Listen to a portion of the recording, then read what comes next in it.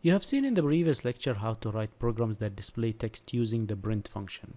In this lecture, we explore ways to write Python programs that take user input and perform simple mathematical calculations.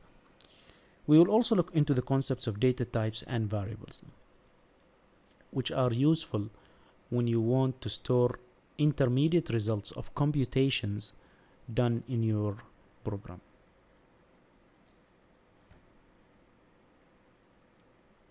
The programs that we have written so far only do one thing, and that is displaying text. However, real-world programs often take input, process data, and display some results.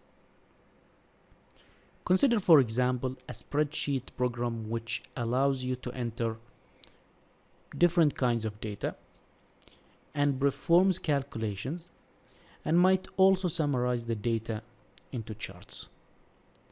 Such programs are more useful to the end user than the programs we have written so far. So the main objective of this lecture is to learn how to write programs that do more than just displaying text. So we will write programs that allow the user to enter input, and they will also do some mathematical calculations and provide the user with useful results. To solve a problem in a way that a solution can be written as a computer code, you will need three pieces of information.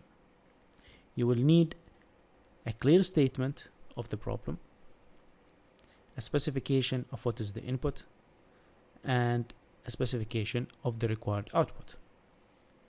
Often, if you have a clear statement of the problem, you will be able to infer the necessary input and the required output from that statement.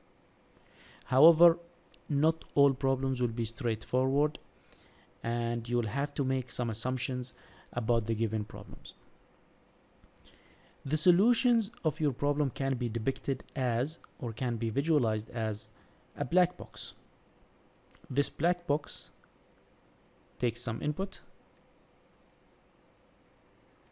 and spits out some output once it's done.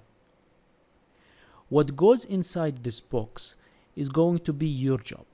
So you'll have to write the Python code which takes this input and transform it into the required output. So as a programmer, you have to figure out the mechanics that goes inside this black box. Through enough practice, you will start to recognize patterns of solutions of problems. And by the end of this course, you'll be able to come up with your own solutions to new problems. To illustrate how this model is used, let us look at a concrete example. Let's say that you work for a company that installs wire fences around fields, such as a football field, which is shown in this example. And the perimeter, or these fences, they are basically installed, or they form some kind of a perimeter around the field.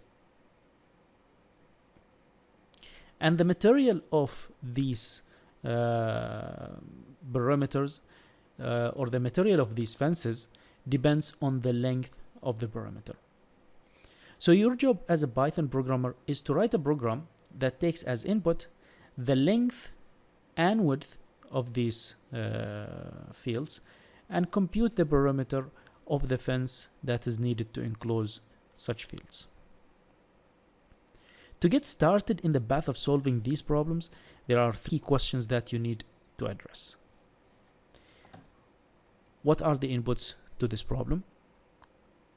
What are the outputs? And how to compute the output given the input. In the next video, we will see how to address these questions and how to write the solution for this problem.